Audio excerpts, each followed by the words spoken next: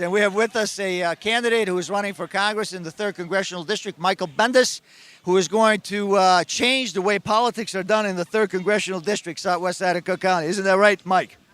You know, Tony, we really got to make some serious changes all the way from city, county, state, federal. It's time for a change. And by the way, it's a Republican year.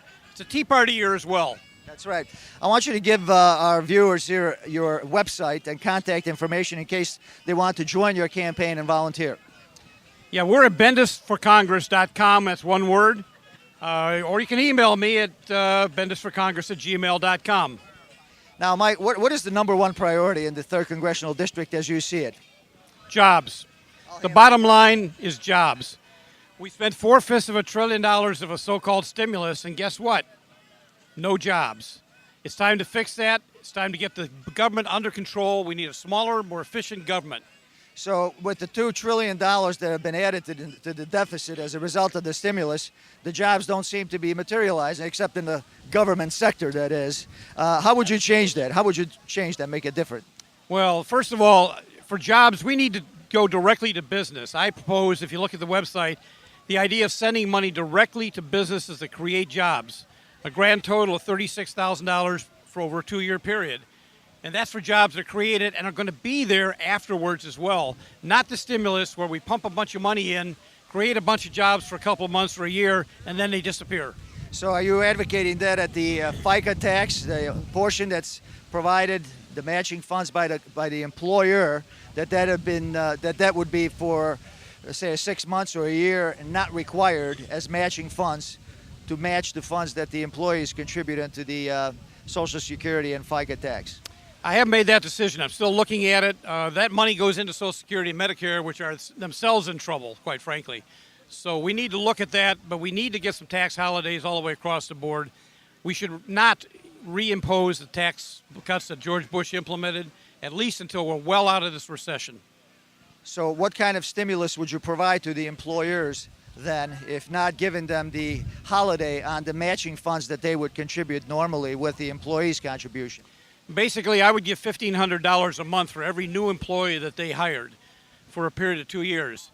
That would be, they would have to provide health insurance for them, which would help reduce some of the problems we have in health care, which is a whole other issue that needs to be repealed. In addition, it would reduce the foreclosures, because if people have jobs, they're paying taxes, which helps for government revenue. And guess what else it does? They don't lose their house.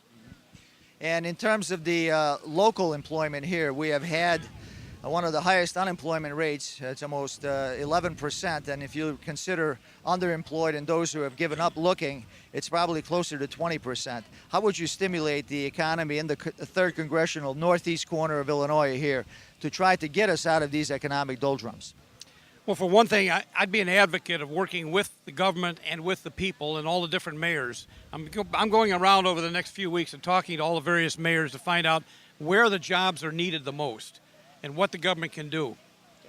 In terms of the streamlining of the government payroll, would you advocate that the payroll of federal employees be reduced and that the benefits and pension programs that are in effect be streamlined so they have greater contribution by the employees still, even when they're fewer in number? Absolutely. In fact, if you look at my website, I propose a 300,000 person cut in the federal bureaucracy. There's 2.7 million federal workers that earn an average of $79,000 a year, plus, believe this or not, $41,000 in average benefits. Compare that to the civilian world where the average is $11,000. So reduce 300,000 employees.